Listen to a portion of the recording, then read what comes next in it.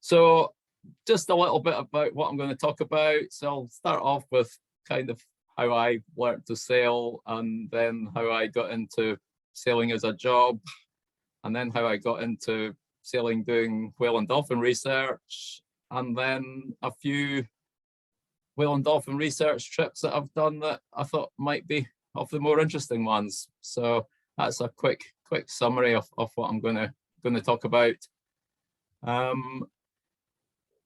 Before I go, so photographs, I've got lots of photographs, and I'd just like to thank whoever took them all. I'm not very good at keeping records of photo credits and things, so there'll be a wide variety of photographers. Quite a few are taken by me, but equally I'm in some, so definitely those weren't taken by me. And definitely this one wasn't, because I was on the boat at the time. So yeah, that's a quick summary.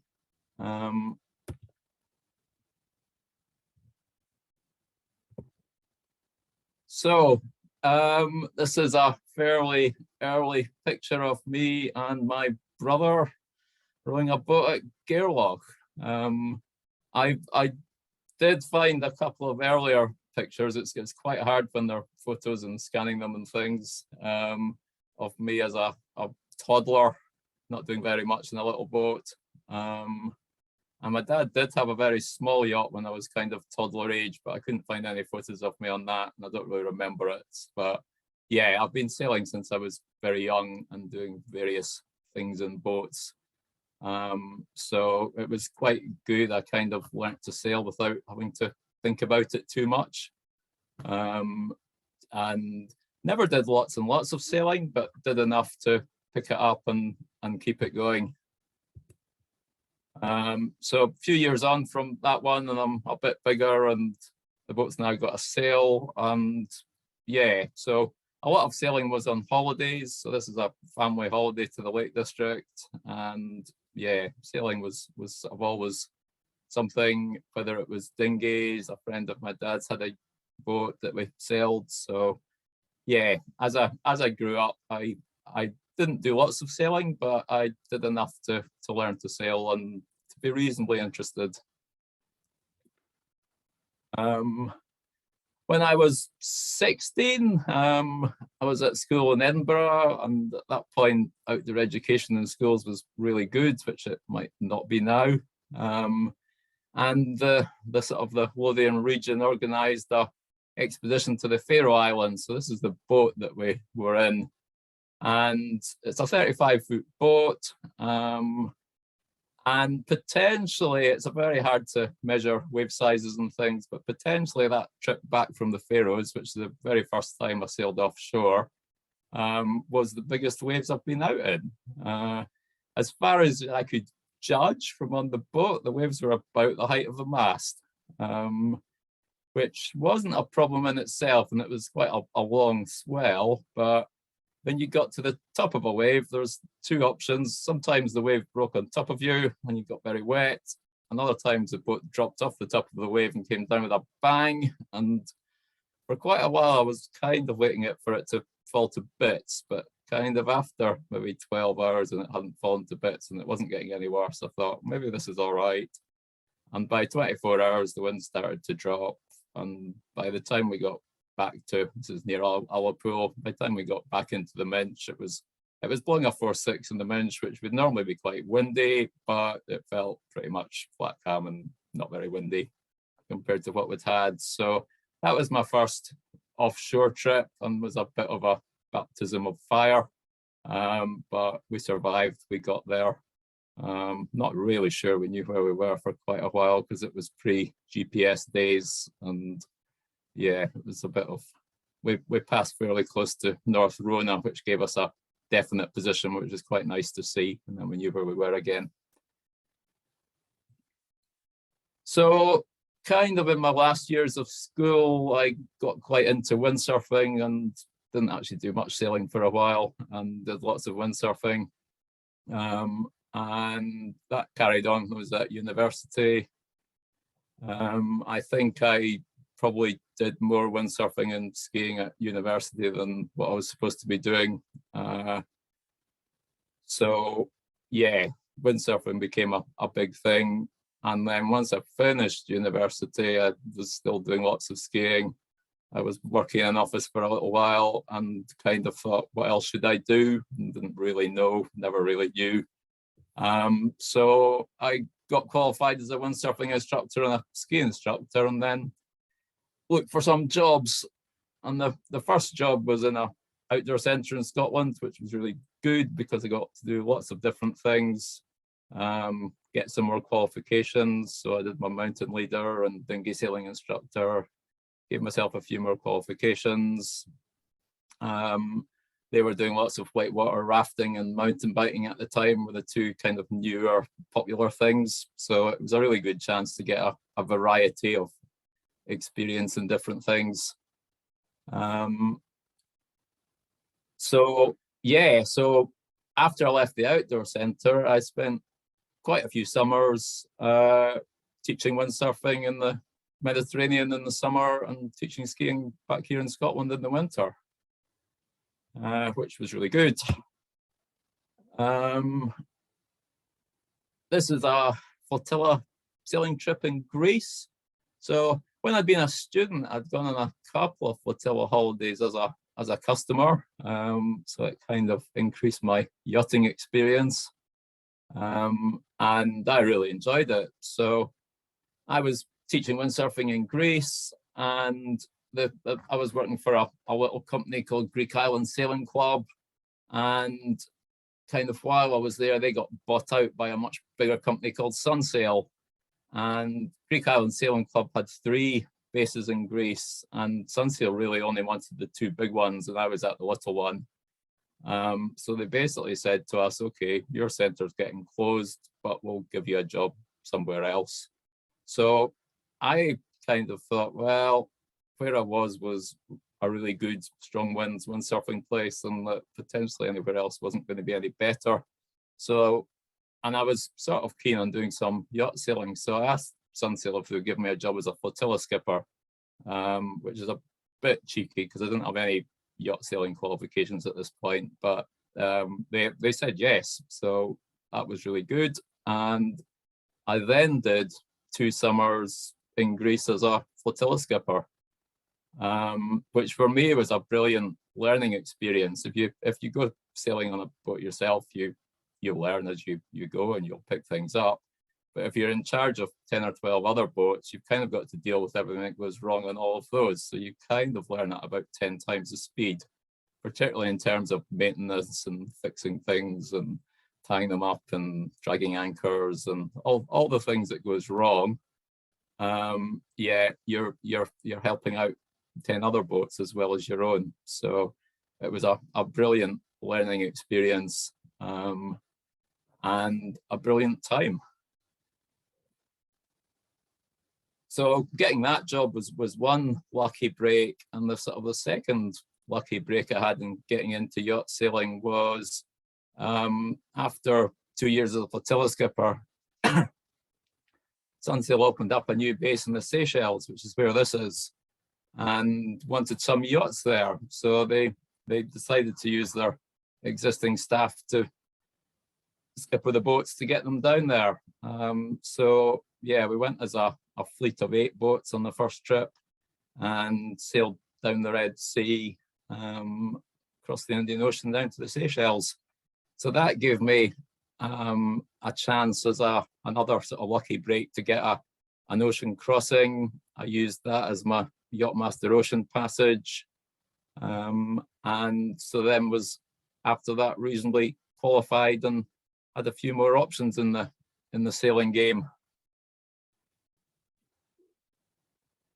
So kind of by the end of that, I'd done 5 summers in the Med, 3 of them mainly windsurfing and 2 of them flotilla sailing. And I then came back to Scotland for a summer and did a bit of teaching sailing here. And then basically that was kind of all seasonal work where I had a job for the summer or winter or whatever. And since then I sort of became freelance and didn't even take a seasonal contract, but just picked up work as it came. And it was a good way to get into a sort of wide variety of the the yachting business. So the next few slides are just some of the different bits. So one of them's deliveries. So this is us at the end of a delivery from the south of France to Turkey. Just from the kind of contacts that I'd got, a lot of the deliveries were brand new boats out the factory, and going to charter companies in the Mediterranean and the Caribbean were the two that I did a lot of. So a lot of Jeanneau's, Benetaux's at that time built in France, and going to charter companies, and yeah, needed delivered there. So yeah, we did a lot of deliveries, a bit of teaching sailing, a bit of skippering private boats. So this is a boat I worked on for bits and pieces for 2 summers, starting in the Mediterranean, up to the west coast of Scotland for most of a summer. Finished that summer in Sweden. This I'm pretty sure is actually crossing the North Sea on the way to Norway and Sweden. And then the following summer, we spent a couple of months cruising up the Norwegian coast, which was brilliant. Yeah, so I think the more variety of places you can go, the more interesting it is. The more different boats you sail, the more interesting it is. So yeah, I did lots of different things in lots of different places, which is great for gaining experience. But also sailed lots of different types of boats. So I got fairly into more traditional gaff rig boats for a while. These two are actually Mascot and Ada Franson are proper old ones, but actually some of the boats I sailed were replicas. So replicas of Bristol Sannel and Silurian's pilot cutters. So these types of boats, they're a little bit more effort to sail, but to me that's good. There's more to do, particularly if you've got a big crew, you can keep them busy, and it just makes life a little bit more interesting. And it's also great from a learning experience because these boats tend not to have winches and various modern things that make life easier. So you actually have to think about what you're doing with wind and what else you can do to make life easy for yourself. So it's definitely a really good learning experience going back to a more basic boat. Onto a few animals. So these are before I'd done any work in cetaceans. Yeah, if you go sailing lots, you'll see lots of animals. So this is a bottlenose dolphin off Tory Island, just to the northwest of Ireland. And I'd never been to Tory Island before and didn't know anything about the dolphin, but seemingly it was a fairly resident dolphin at that time. So yeah, this is right at the harbour entrance. So yeah, you see various animals. This is a basking shark. This is just off Loch Drumbuie, which is just on the mainland opposite Tobermory, close into the shore. Basking sharks are great because they tend to not pay too much attention to you, and they'll often swim past quite close, so they're good for getting photos. We're kind of on to the sort of time when, yeah, photos are getting easier. A lot of the early photos I showed you are scans of photos from film, but once digital photography came along, it all got a lot easier. I'm just going to tell you a little bit. My first, what I thought was a really good whale experience, which I actually didn't get any photos of because I think I'd given up with a conventional film camera, but hadn't quite got onto a digital one. But we were delivering a yacht across the Atlantic to the Caribbean, and we saw this whale. We weren't quite sure what it was. It swam across in front of the boat. But then it came round and basically stuck its head up right next to us, and you could see its eye looking at us. And it was very definitely a sperm whale once we saw it closer. But unfortunately, I haven't got a photo of that one. So yeah, in lots of years of sailing, I saw lots of animals. I kind of got to know what the common ones were, which, yeah, everybody likes seeing whales and dolphins and things when they're sailing. And yeah, the more sailing you do, the more you're going to see.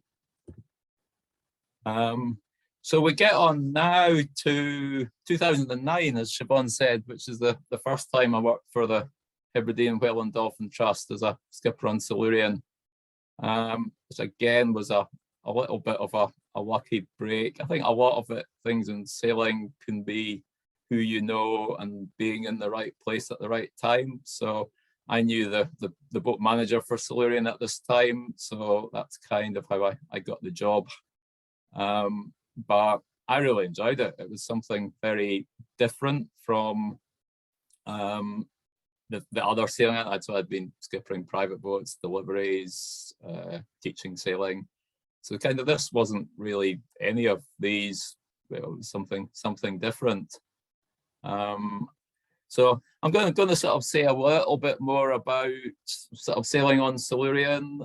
I know some of you have been on before and you'll know most of this, and some of you won't. So I won't spend too long, but I'll just sort of talk you fairly quickly through a sort of normal Silurian trip and sort of how it works and what you might see and things. So this is actually the track of the first trip I did. So we started off in Tobermory, down at the very south end of the map there. We went up to Canna, over to the Outer Hebrides, over to Loch Torridon, down the Inner Sound, over to Rum, and back down to Tobermory. And if you've not been on before, that's a sort of typical track you might take if you're out for a week. Some surveys are longer, some are shorter, some start different places. So they're also very weather dependent. So yeah, we'll try and go where it's sheltered. So potentially the day down the Inner Sound to the east of Rassie and Rona might have been a bad weather day, and we thought we'll hide in the shelter in here. I can't quite remember from that long ago, but just to give people an idea. And yeah, basically we're out each day and we stop somewhere nice each night. So that's an example of where you might end up. On Silurian, so one of the main jobs for the volunteers is doing visual observations for whales and dolphins. So we got 2 volunteers here up by the mast, which is where they tend to stand. Gives them a good view forward. One looks out to the port side, one to the starboard side, and they'll be there for half an hour before they then move on to something else. Most people really enjoy it. Half an hour is long enough that you can concentrate, but not so long that you start drifting off or thinking about what's for dinner or whatever else stops you concentrating on what you're meant to be doing. This is a nice calm day here, which is great. So the camera is, the more you see. It's very, very definitely true.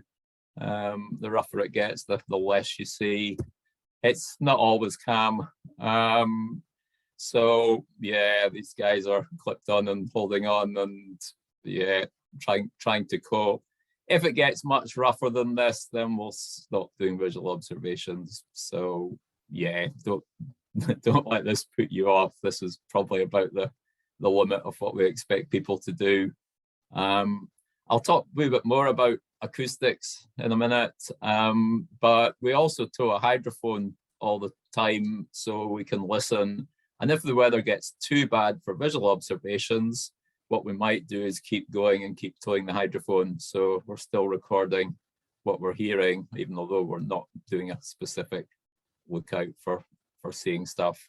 And you don't actually see very much when it gets rougher than this anyway. So you're not missing all that much. A view from the crow's nest and nice calm weather. We might send some of these up to the crow's nest just to see a bit further.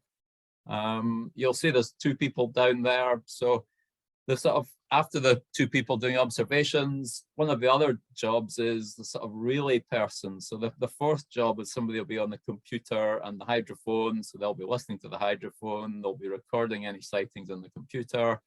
And this person that just sits at the top of the companionway, one of their jobs is to relay information from the people at the mast up and down to the people on the computer.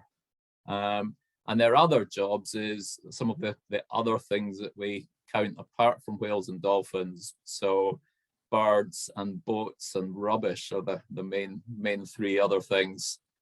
Oh, and creels. Yes, creels is often the most commonly cited thing on a survey. In some areas in particular, they seem to be about every 30 seconds. So somebody will be here, somebody will be on the computer, and there's usually 6 volunteers. So at any one point, that's the kind of 4 main jobs, and 2 of them will be getting some time off. So in their time off, it's up to them what they can do. They might want to come and do some sailing. They might want to have a sleep, eat, drink, shelter from the bad weather, whatever they want to do. They've got a bit of free time to do it. And you get to see lots of animals. So some common dolphins here. Common dolphins seem to be getting more and more common, which is really good. Back in 2009, you wouldn't see them all that often. Now it's one of the most common things that we see. So yeah, the sort of the data that Silurian's collected over the years confirms what I'd have said just from general observations. The other things that I'll say, I know some of you are sailors anyway, that having 2 or more people specifically looking for whales, dolphins, whatever, you will spot a lot more than your average person sees when they're just sailing along.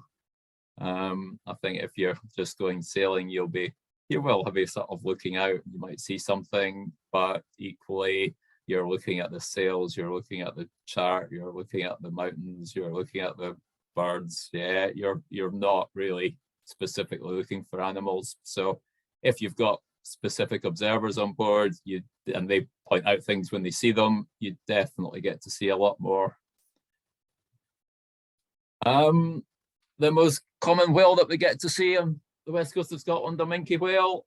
I think you'd be unlucky to do a trip on Silurian and not see a Minky Whale. So yeah, they're particularly in the summer, they're less around in the winter, but in the summer there's a good chance of seeing a Minky Whale, and often lots of them. And the harbour porpoise. So harbour porpoise, you see here, it's particularly calm weather, and it's very obvious. They're the smallest cetacean that we get on the west coast, and if it's not very calm, they're really hard to see. That fin just looks like a wave when it's a little bit wavy. They don't come up very far, they don't jump, they don't bow ride in general. Very occasionally they'll jump or bow ride, but it's not normal. So yeah, they're difficult to see. Fortunately, they're easy to detect on the hydrophone. So yeah, the hydrophone is very, very useful for harbour porpoise, particularly because they're normally so hard to see. They're also hard to take photos of, so someone's done very well to get this one bang in the middle. We see lots of other species, so those first 3 I've mentioned are possibly the most common 3. I'm not going to show you everything that we see, but this one's Wristle's dolphins, so they're very distinctive when you see them. Various amounts of scarring. This one's actually quite dark with some very obvious scars. Sometimes they're so scarred that there's almost no dark there, and they just look very light colored and sort of, yeah, not quite even very light. So yeah, there's what's to see on the west coast. I've shown you a few examples there, but there's lots more. And that's the good thing in some ways. Every trip you don't know until you go out what you're going to see, and there's always that little chance that you'll see something very unusual or different. So other bits of the trip, food's pretty important, certainly for me. So tea and cake at the end of the day is a pretty good time of the day. We tend to have a fairly basic breakfast of cereal and toast before we leave. We then tend to have a second breakfast of bacon rolls or egg rolls or something. Mid-morning, we'll have some sort of lunch, often often tasty, but sort of basic, you know, a good soup or something like that. We'll then usually have something like tea and cake when we get into wherever we're going, and then dinner later on. So cooking's all taking turns. So yeah, people with culinary skills are particularly welcome as volunteers. And yeah, so once we get in somewhere, there's more good anchorages on the west coast of Scotland than you could count or you could ever really all visit. So this is a well-known one called the Wizard Pool on South Uist, and basically on any of the trips we'll try and head in somewhere nice each night, and if possible give people a chance to get ashore. So these guys have climbed up the hill, get a view of the yacht, and you actually from near there get a view out to sea as well. And it's a nice sheltered anchorage, so even if it's windy, you're nice and safe in there, surrounded by you're within a loch, and then there's islands within the loch to shelter you even further. So yeah, you get to lots of nice places. Here's another one. I'm a big fan of sandy beaches, so yeah, I'm keen to go places with sandy beaches. This is Pabby, which is at the southern end of the Outer Hebrides. And sometimes we'll go busier places, so you might get a pub visit or shops or walk around the town. Yeah, so there's a good variety of stops, but a lot of them are a bit like this, fairly empty anchorages. And yeah, if I'm choosing and there's a sandy beach and it's sheltered, then that's probably my favorite. So that's where you're likely to end up if you've got me as skipper. You get a few really special nights that you remember.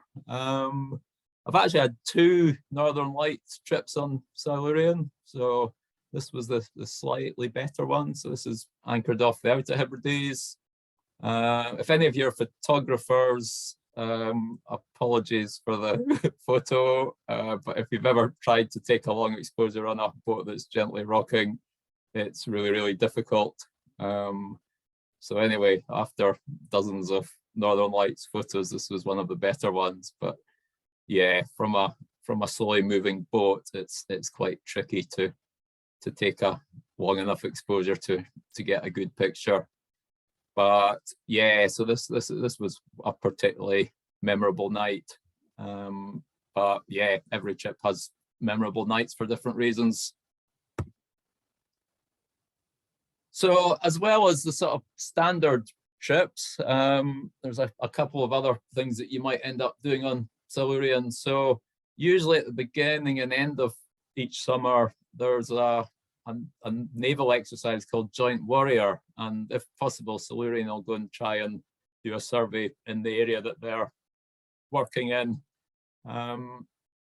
There's quite a lot of evidence that military sonar has a fairly negative effect on whales and dolphins, and is probably, I'm not going to get into the details, blamed for strandings and other damage to them. All your whales and dolphins are use sound for communication, navigation, various other things, and military sonar is great for detecting submarines and bombs and things, but it also makes a lot of underwater noise. So yeah, the surveys over the years, yeah, they're starting to get some data on the effects that the sonar has on whales and dolphins. Obviously, sonar is very noisy underwater, so the hydrophone's particularly useful. If you're listening to the hydrophone, it's very distinctive, and you'll know straight away that, yeah, that's not a noise that you've heard before from an animal or a normal ship or anything. So yeah, if you're looking for a slightly different survey, then the Joint Warrior ones have a slightly different aim to the normal ones. The other thing, which I've not got a photo of, but they usually do a couple of teen trips each year, so aimed at teenagers from roughly 16 to 18. who just to give people who wouldn't maybe otherwise get the experience the chance to get what the adults are getting for the rest of the trip. And I've done a few of those trips and they've been really, really good.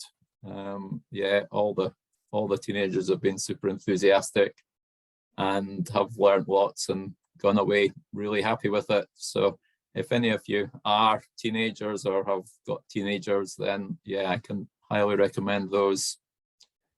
And the last sort of bit I'll talk about is education trips. So Siobhan was saying that her only sailing with me was on an education trip. So typically, yeah, you'll use Silurian as a base. You'll have the local schools come and visit you.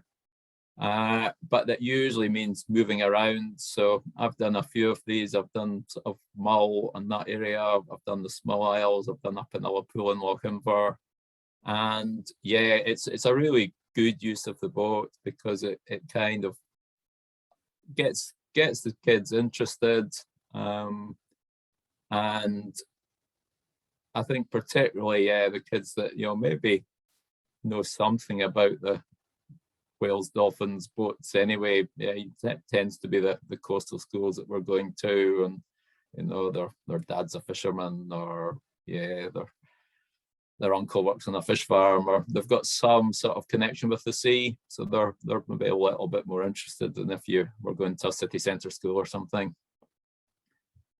So that's a little bit on the Hebridean Whale and Dolphin Trust and what they do and what happens there. So a couple of years after 2009, I'd done a few trips for them by then. I got a chance to do a trip on Song of the Whale. So this is Song of the Whale.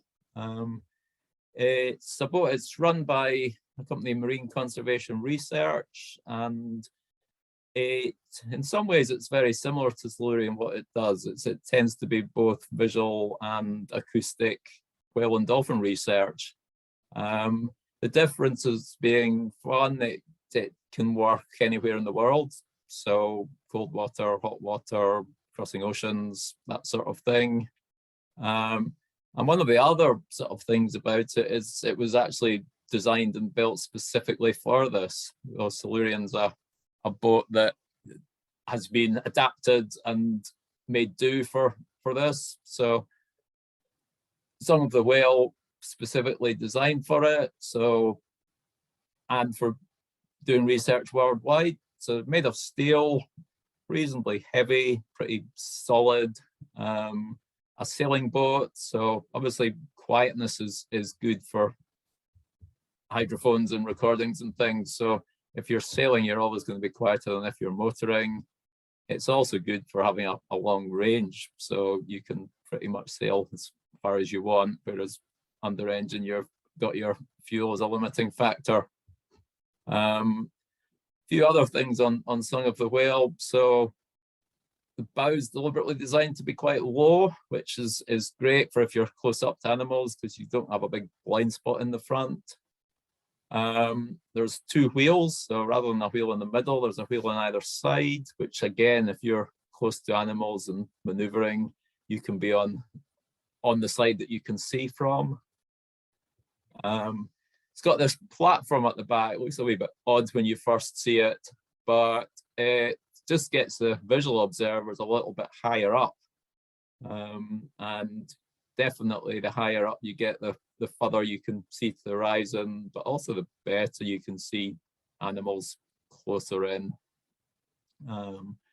So yeah, we call it the A-frame. It's a sort of frame, and roughly your height of eye is about 5 meters when you're up there, which gives you a sort of significantly better view of whatever you're looking at.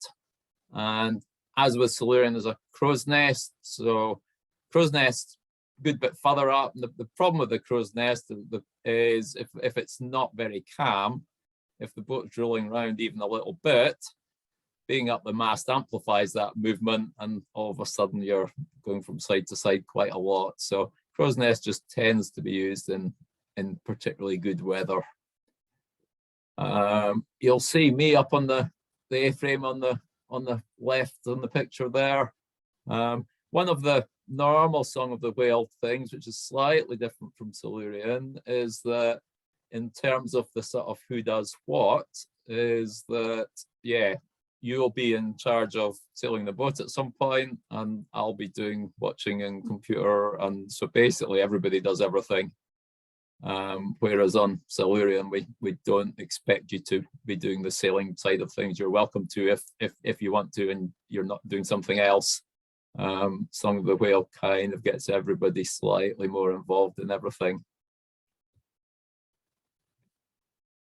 So the first survey I did on Song of the Whales, this was in 2011. It was another slightly lucky break. My friend was working as mate and engineer on Song of the Whale, and he was getting married and going on his honeymoon.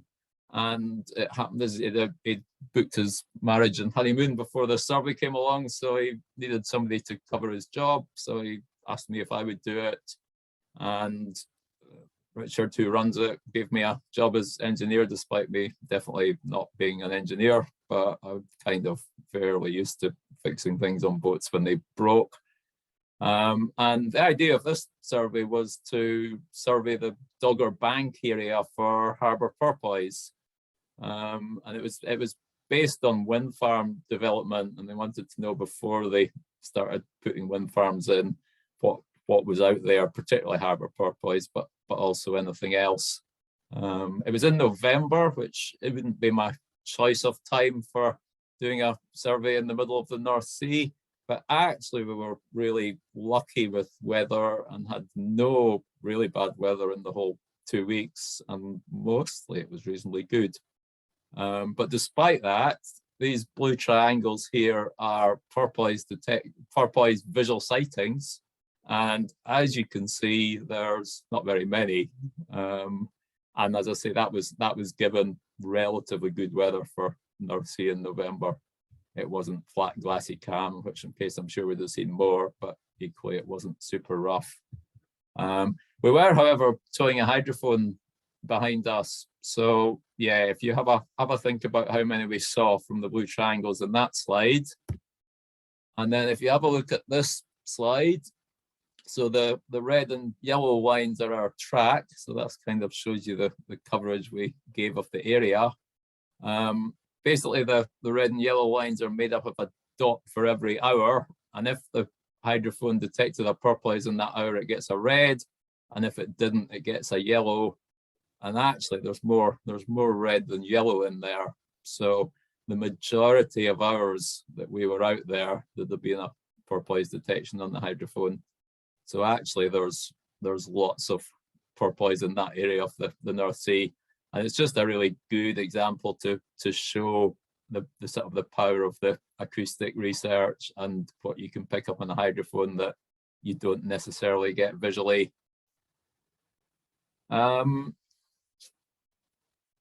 I'd had sailed across the North Sea, but I'd never really looked for whales and dolphins. And the one surprising one that we saw quite a lot of on this survey was white-beaked dolphins. So that was a new one for me. I didn't realize how many white-beaked dolphins there were in that bit of the North Sea. But they were good to see, and yeah, when they would come and follow the boat, and you'd get a bit more excitement than seeing a porpoise breathing once or twice, and that was it. So yeah, white-beaked dolphins were the stars of that trip. So yeah, this is the back deck of Song of the Whale. So that big cable drum you can see there is part of the hydrophone. So the North Sea is not super deep. So Silurian's hydrophone's, I think, just over 100 meters long. The one on Song of the Whale, this one is 400 meters. So basically, the further away you can get it from the boat, the further it is from any noise from the boat, from the engine. So the less of that is going to pick up. And also tends to be the further behind you tow it, the deeper it goes. And the deeper it is, the further away from wave noise and sort of surface noise. So deep's generally good too. However, the North Sea is not all that deep in quite a lot of places. So what we've done here is we've just got half of that 400 meters out. So there's probably 200 meters of hydrophone out, just so it's not so deep that there's any chance of it dragging along the bottom. One of the other things that Song of the Whale was designed to be was to be really quiet. So one of the main things is a propeller. So it's got a very large, low pitch, 5-bladed impeller, very similar to what they use on submarines to keep them quiet. And it makes a huge difference. For those of you that have been on Silurian, you'll know that every 15 minutes we slow down for a minute to take the engine noise away, to listen and to record. On Song of the Whale, a few design things, including propeller, engine mounts, couplings, various things. Yeah, reduce the noise enough that there's no need to slow down. Engine, if the engine revs are up quite high, you do hear the engine, but at normal cruising revs, it's only just hearable. And yeah, if you've got the revs right down, you don't really hear it on the hydrophone at all. So that makes quite a big difference. Oh, and there's a white-beaked dolphin on that trip. So yeah, they were good to see. So that was 2011. Another lucky break. By 2012, I'd been promoted from engineer to skipper, and we did quite a long trip, basically a big circuit of the North Atlantic. So to the Azores, to Bermuda, to Boston, to Iceland, and back to the UK. So there'll be a fair bit of different weather on that. So this is somewhere in the middle of the Atlantic. It gets pretty hot heading over to Bermuda, and yeah, stopping for a swim mid-Atlantic is definitely quite nice. The main reason for crossing the Atlantic was to do some humpback whale research on the Stellwagen Bank. But before that, we headed into Boston, which is the nearest big city. So this is us arriving in Boston, and we had a little bit of time there and did some PR work and various things before we did the Stellwagen Bank survey. So the Stellwagen Bank survey was looking at humpback whales, and I was pretty blown away really by this trip, because we were out there for a couple of weeks and basically were surrounded by humpback whales for a couple of weeks. It was a joint survey with NOAA, so we had a fairly big ship from them, and they had a couple of ribs that they were using as well. And we were studying humpback whales out there. It was actually remarkably easy to get really close to them. And a lot of your sort of humpback lunge feeding, bubble net feeding, lots of different behaviors were right there, right in front of you. Kind of our main job was following these tags. So you'll see the little green thing on the whale's back there is a tag. So these are little suction cup tags. So they don't involve guns or piercing skin or anything else. They're just little rubber suction cups that hold them on. They use a long carbon fiber pole from a rib to put them on, and they generally fall off within 24 hours. Sometimes they'll fall off within 24 minutes, which isn't ideal. And some of them have timers, so that after say 24 hours they'll pop off themselves. Others don't, and they just wait until they come off. The tags record data. Depending on the type of tag, you get different types of data. So there was acoustic ones that you could hear what the whale was hearing, ones with cameras, ones with motion sensors, so you could get full up, down, left, right, rotating movements of the whale under the water. And our main job was to track these tags and to pick them up when they came off. So they've got a little radio transmitter, and we had a little direction finder, and we picked up the tags when they eventually popped off. Sometimes in the daytime, and if it's a well-behaved whale going along in a straight line, it was really easy. Other times at night time when they were all over the place and doing big dives for a long time, and yeah, it was quite tricky to pick them up. Lots of birds with the whales. I'm not going to talk too much about birds, but yeah, you'll see even more birds than whales and dolphins at sea. Yeah, all your humpbacks whale behaviors we saw at some point. So breaching whales, and humpback whales are really good in that their fluke, the pattern of black and white, and the patterns along the trailing edge of it is as good as a fingerprint for ID, and much easier to see visually than a fingerprint. So we had some local Americans on the boat that actually knew the majority of the whales by name just from seeing their flukes, which was really good. But yeah, they have catalogs of pictures like this, and yeah, they can work out which one's which and where they've all been seen. And here's one of the whales with the cameras. This we were following this one along, waiting for the camera tag to come off, and it was going along in a really nice steady line, coming up to breathe at a nice steady interval. So rather than following it, I decided, well, let's sort of follow it from in front, and see if we can get it to take a picture of us. So that was eventually successful.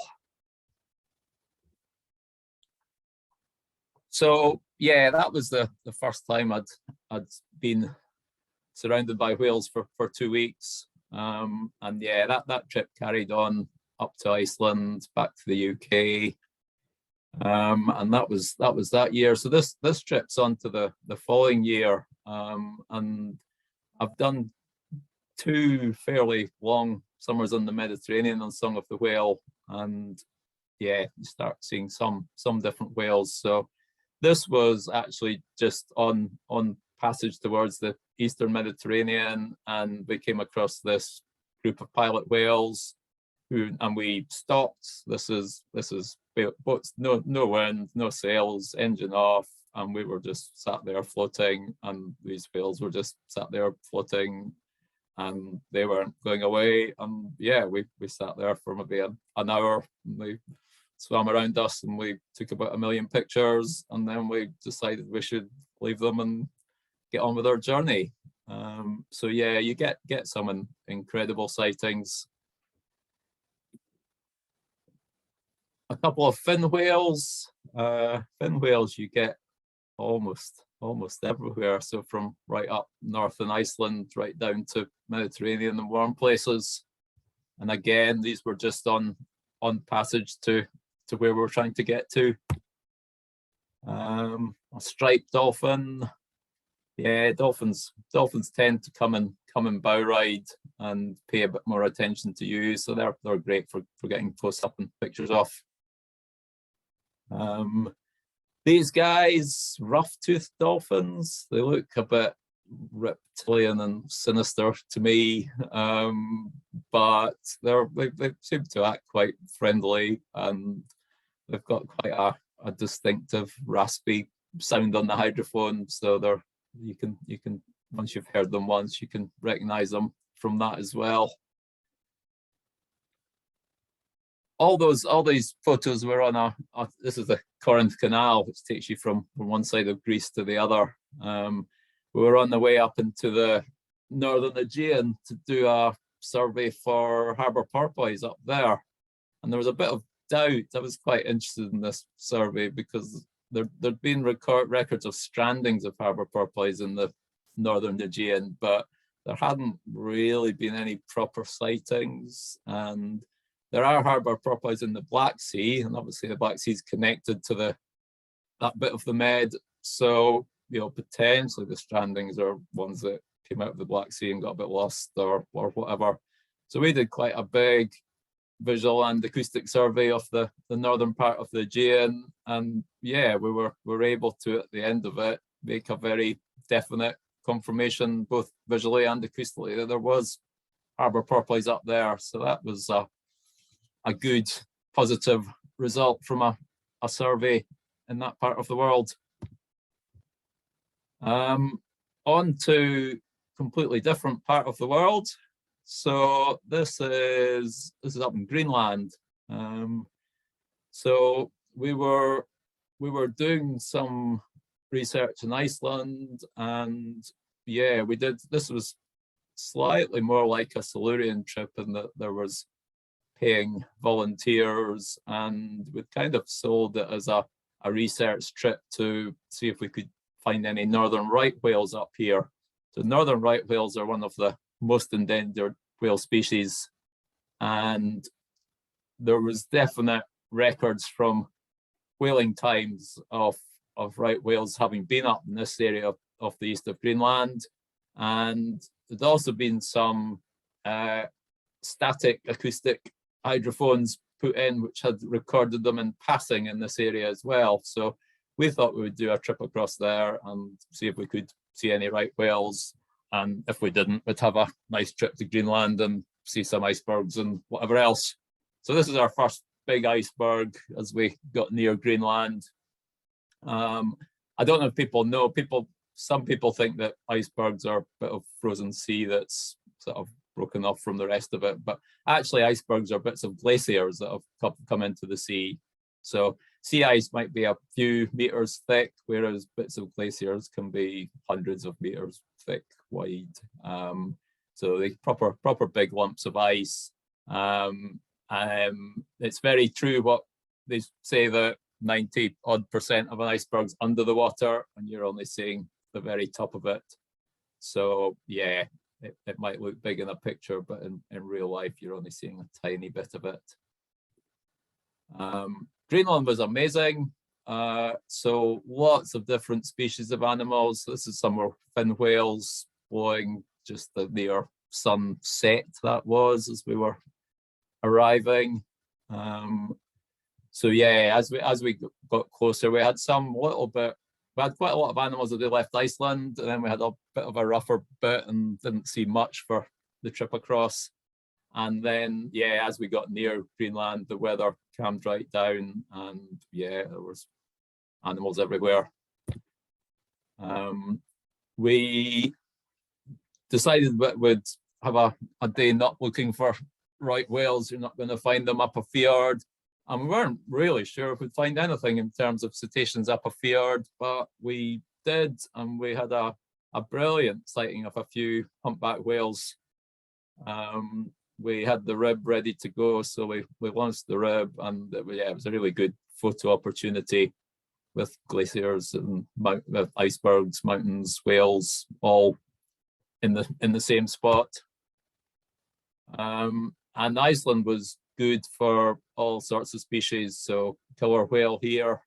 Although we weren't particularly looking for them, yeah, we came across them. Several species of dolphins, more icebergs. The other thing which I'd never actually thought about until here, but was that icebergs are really, really noisy under the water. And yeah, the hydrophone, like listening to the hydrophone, if you're anywhere near an iceberg, you can hear it creaking and groaning and cracking. And yeah, it's a quite amazing thing to listen to. We didn't manage to see any right whales, but this is a blue whale, and I think most people on the trip were reasonably happy with a blue whale instead of a right whale. So this is on the way back towards Iceland at the end of the trip, but still nearer Greenland. We got a good sighting of a blue whale. We went back to Iceland a little bit earlier than we needed to because there was some bad weather coming along, which gave us a spare day or two in Iceland. So we thought, where will we go? And we knew that the Westman Islands off the south coast of Iceland were a reasonably good spot for killer whales. So we thought, let's try that. And that worked very well. So we had a day with killer whales, which was good.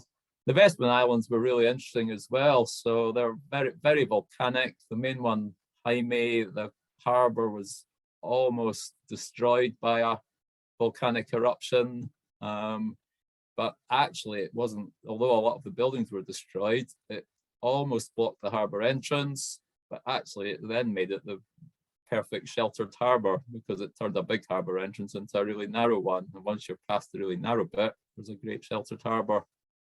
And we also passed the island of Surtsey.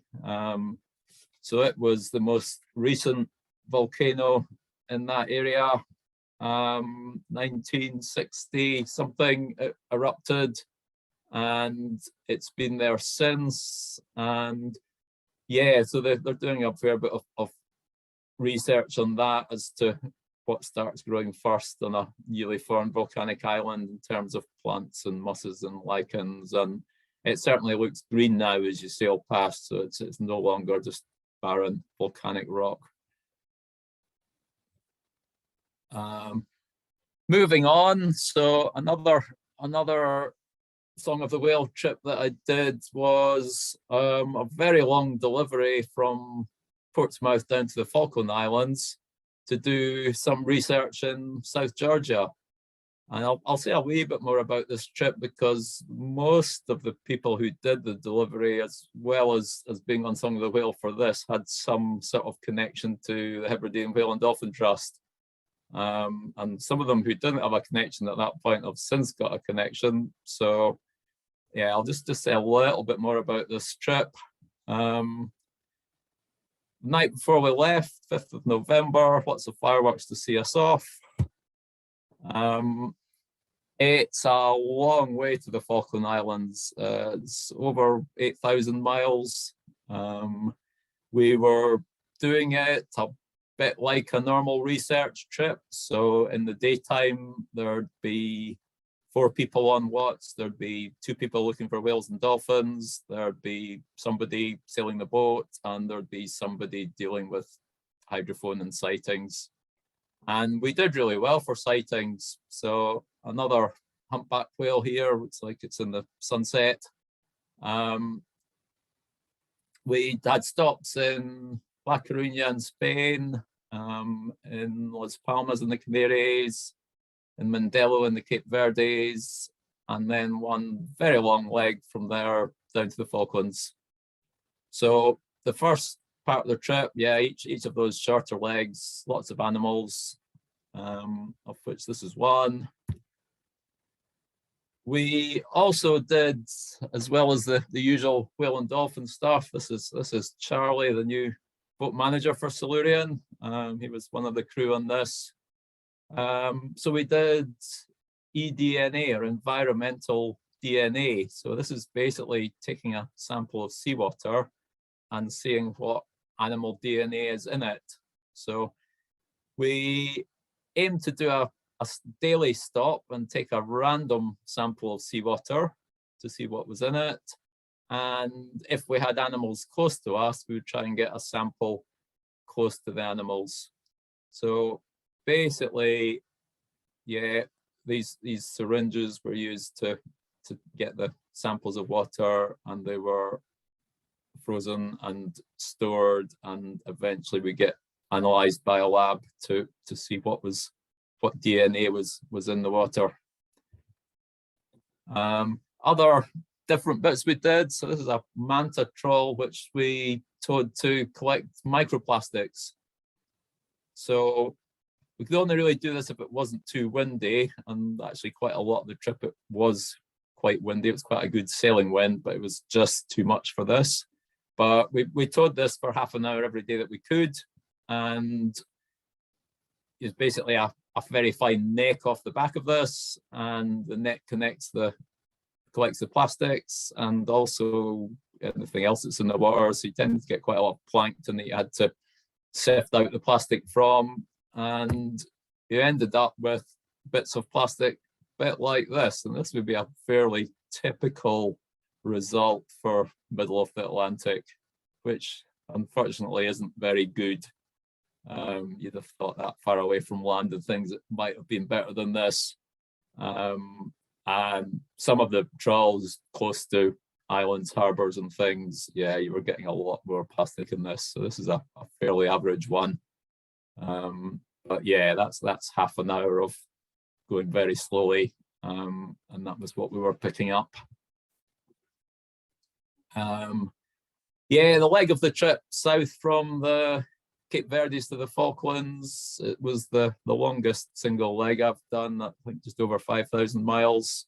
We got a few events to celebrate. So we had the crossing the equator to celebrate, and then we got Christmas to celebrate, and then we got New Year to celebrate. So yeah, it's just a few little different things to keep us entertained on the way. Christmas dinner. Some of the whales are vegetarian boats, so yeah, it was a wee bit interesting, but yeah, a bit of a joint effort managed to make an absolutely amazing vegetarian Christmas dinner. We had all the extremes of weather. Some of you might recognize these two, they might even be listening, I don't know. Yeah, so from very hot to very cold.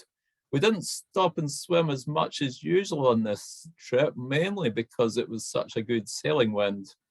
Often when we stop, if it's calm, it's because we're motoring along and we want to check the engine oil or something, and we need to stop the engine for that. So we may as well go for a swim. But we're really, really lucky with the wind, and we were basically sailing all the time and not using the engine. Very, very little engine use. So there was a little bit less swimming than normal. But yeah, no, we managed to cross the equator without getting any calm weather from the doldrums at all, which is almost unheard of. I'd crossed the equator 5 times before this, all in the Indian Ocean, and we'd had days and days and days of calm. On this trip, we just sailed straight past, good sailing all the way. So yeah, it was a very good crossing off the equator. But once after that, it started getting cold. So yeah, you definitely needed a good variety of clothing for different conditions. This is one of my favorite sightings. I'm not really sure why, because it wasn't great sighting conditions. It was halfway down the South Atlantic, maybe. But it was fairly early in the morning. Somebody had seen some splashing, and sort of most of us stuck our heads out. And these are southern right whale dolphins, which I didn't really know anything about, but they're named after the southern right whale because neither of them have got dorsal fins. However, the southern right whale isn't black and white like that, but the lack of dorsal fins, the common feature. And so, yeah, it was just something completely new, completely different. And then if you look really closely, I've got better photos of the southern right whale dolphins, but if you look to the right-hand side of the picture, you'll see the head of a pilot whale and his dorsal fin. And if you look to the left-hand side of the picture, you'll see a little common dolphin sticking his head out as well. So yeah, we actually had 3 species at the same time, and they all swam past pretty quick. It was quite a quick sighting, but yeah, it was just a wee bit surprising to get 3 species all of a sudden on a windy day when wasn't expecting very much at all. And yeah, as we got nearer the Falklands, the numbers of sightings improved. The sort of the equator type area, we weren't seeing much at all. And as we got further south, it gradually got better. And this is actually in the harbour in Port Stanley in the Falklands. We're probably 100 meters off the quay, and we're still seeing animals. This is a Commerson's dolphin, which, yeah, they seem to swim about the harbour and, yeah, super close to the shore and very interested in the boats. So every time we came in or out, these were tend to be swimming all around you.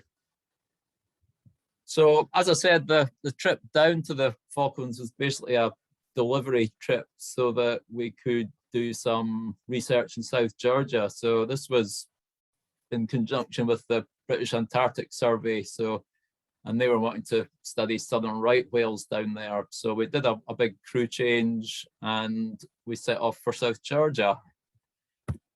And yeah, South Georgia, amazing place for wildlife.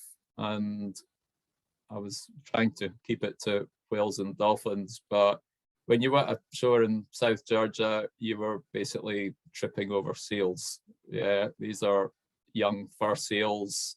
They'd be born a couple of months ago. Their parents were off catching fish, and these guys were just left there and were super curious about you and seemed quite friendly. I don't think they were trying to attack you. I think they were just interested. But yeah, so literally you were tripping over these things walking along the shore. There's also lots of big elephant seals that you wouldn't want to trip over. I'd be a bit more wary of them. So yeah, wildlife right on the dock. And I'm going to try and avoid doing lots of bird pictures because I'll end up with too many, but penguins was the other things you were tripping over.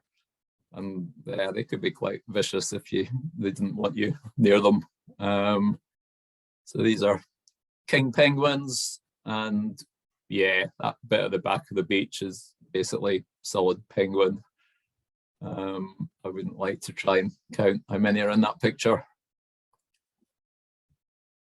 That's a southern right whale, so that's what we were down studying. They've been studied quite a lot off Argentina, and it was thought that the same ones went to South Georgia.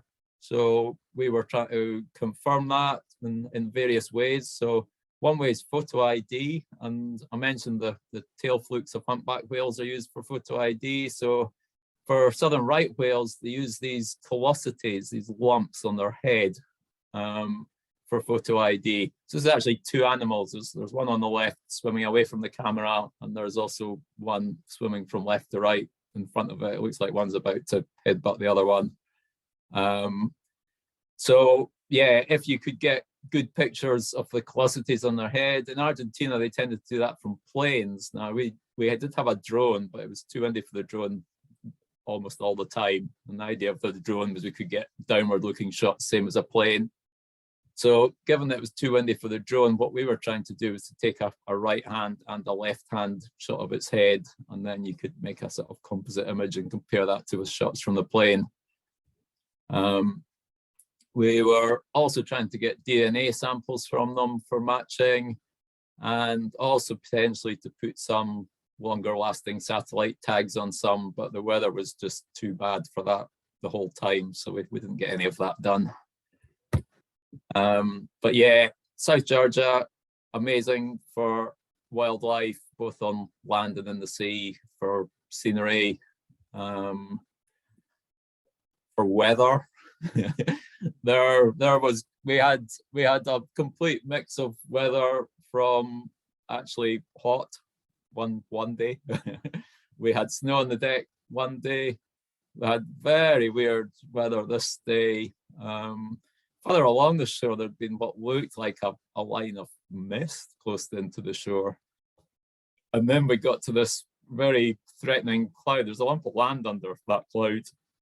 And we sort of thought, there's something very odd happening with the weather over there, and we should maybe head away from it.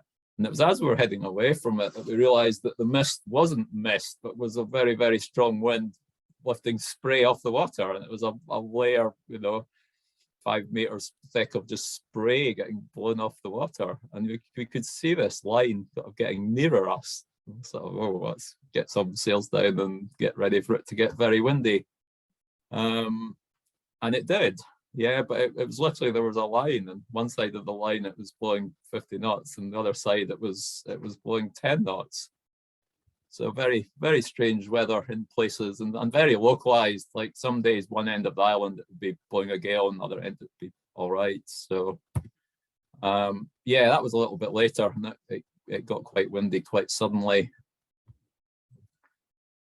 So yeah, as well as scenery, wildlife, a bit of history. So South Georgia was one of the big whaling destinations at the start of the 20th century or early 20th century.